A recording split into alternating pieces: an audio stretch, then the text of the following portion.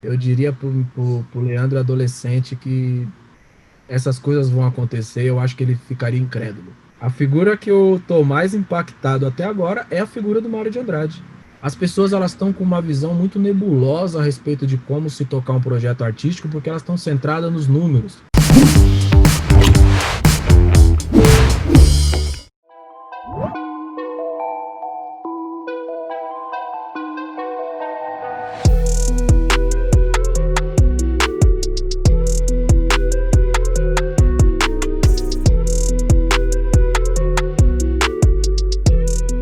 Queria começar esse papo te perguntando sobre uma cena que me marcou bastante no documentário, que é você abraçando seu irmão ao final do show lá no Municipal.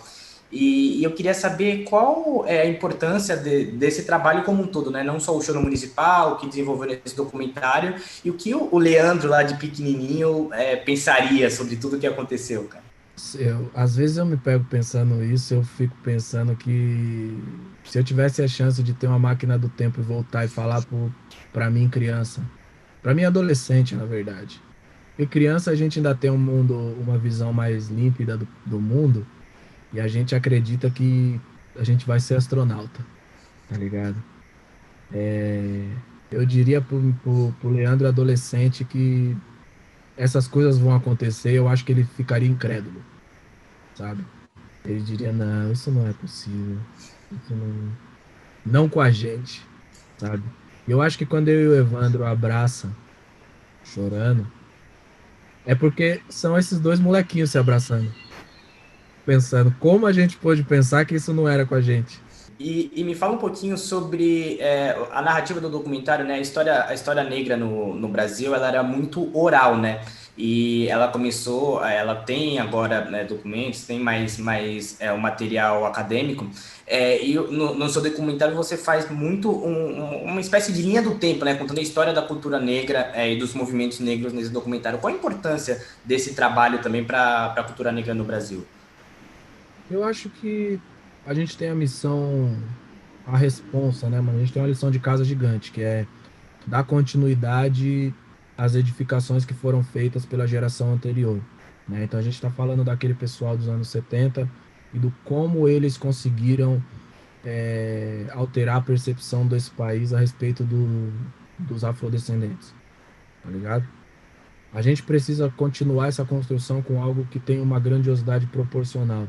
O que a gente faz ali no filme é, de alguma forma, olhar para o último século, mas não só para isso, e mostrar que essas pessoas existiram, elas produziram, elas construíram. A gente se relaciona diariamente com consequências das construções dessas pessoas, mas infelizmente o que a gente chama de história oficial não trouxe isso para os livros de história oficial, sabe? Então, eu acho que o filme ele funciona como uma grande provocação nesse sentido. Aonde ele faz a gente terminar o filme, a gente sendo preto, sendo branco, sendo indígena, e se perguntar por que essas informações não chegaram até nós? Porque se essas informações chegassem até nós, a nossa visão de mundo, a nossa concepção a respeito do que é o país seria completamente diferente. Entendeu? Então, é interessante a gente pensar que na história do Brasil houveram várias formas de se passar conhecimento, né? Como você mesmo mencionou, a cultura oral é uma delas. Mas, há mais de um século, existem pessoas que produzem conhecimento escrito a respeito do que é a experiência negra no Brasil.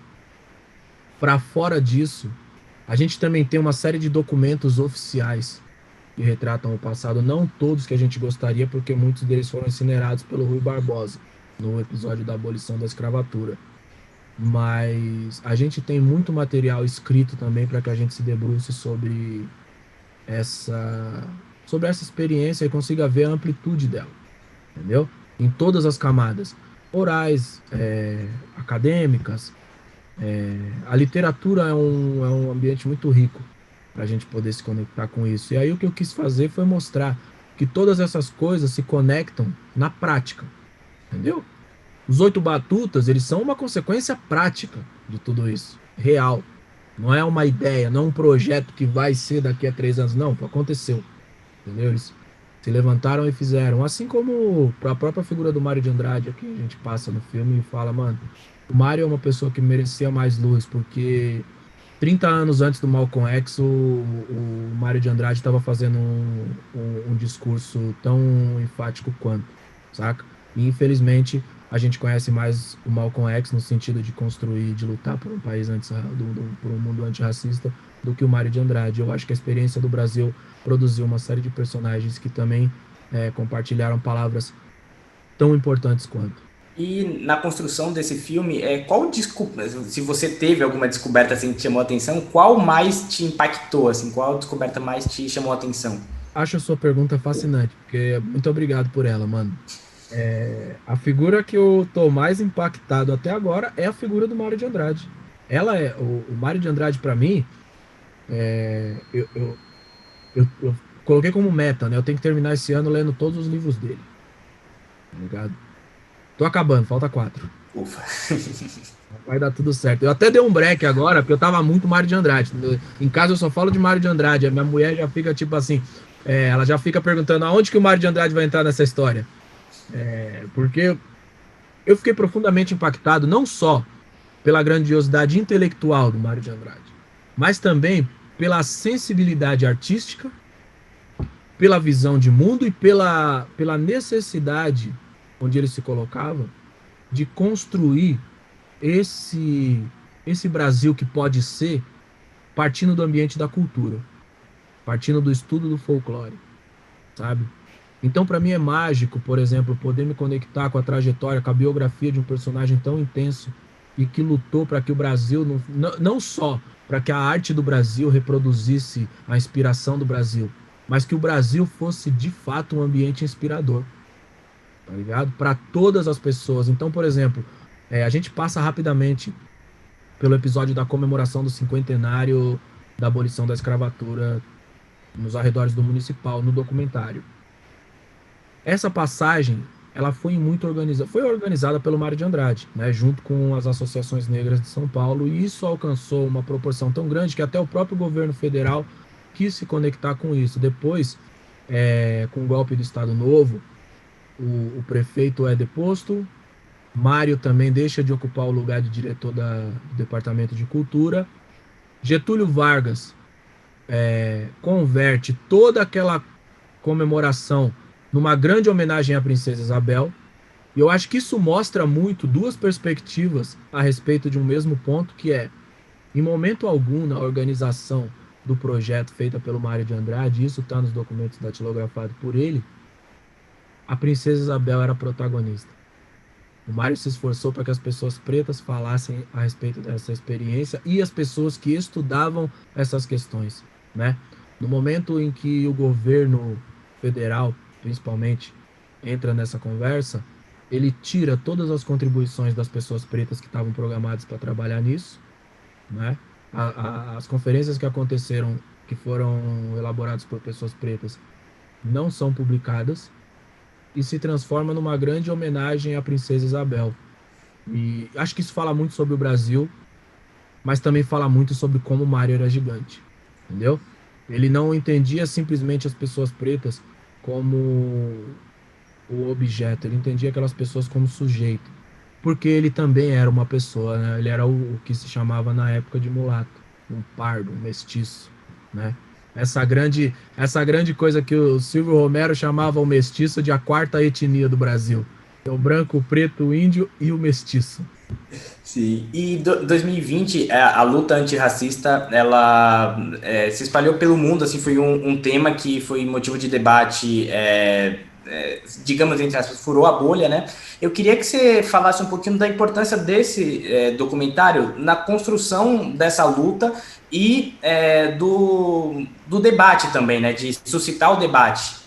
Acho que a contribuição que a gente dá a essa discussão é fazer com que uma certa ansiedade jovem diminua, porque existem muitas pessoas novas achando que eles inventaram a roda, entendeu? Eles estão achando que eles criaram que eles perceberam que eles são a primeira geração a perceber a profundidade dessa problemática, entendeu?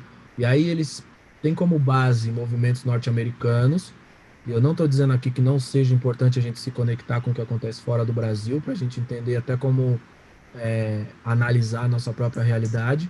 Mas a verdade é que na nossa realidade também uma série de pessoas incríveis, geniais, produziram conhecimento a respeito disso. Eu acho que o que o documentário faz é mostrar o quão grandiosas essas pessoas foram.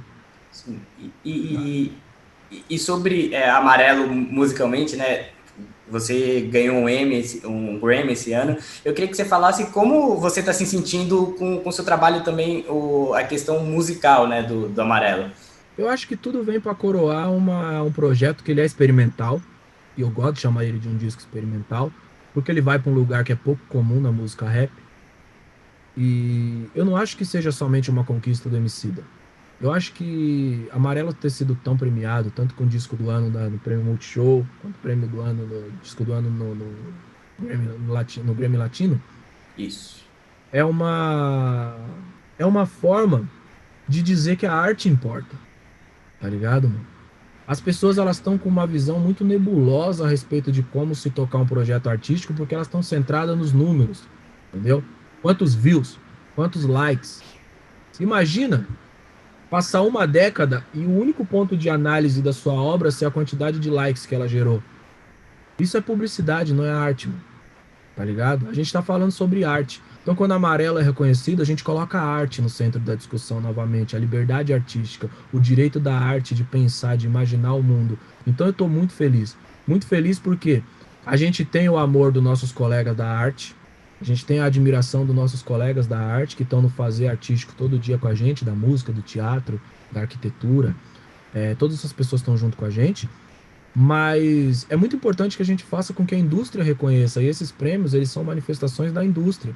E a indústria disse, é muito importante o que está sendo tratado aqui nesse álbum. Esse projeto, ele importa para o contexto artístico do Brasil. Então, eu estou extremamente lisonjeado e espero que esse disco incentive, principalmente a nova geração, a construir arte sólida, referenciada no nosso país, que se conecta com o mundo, mas que tem uma particularidade maravilhosa.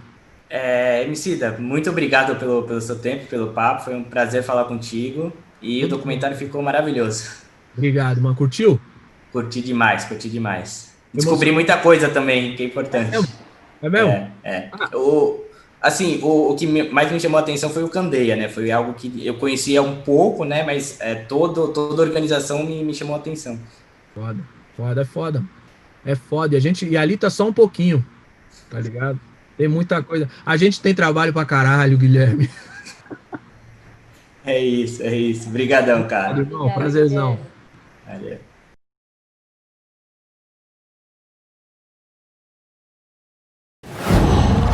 Qual?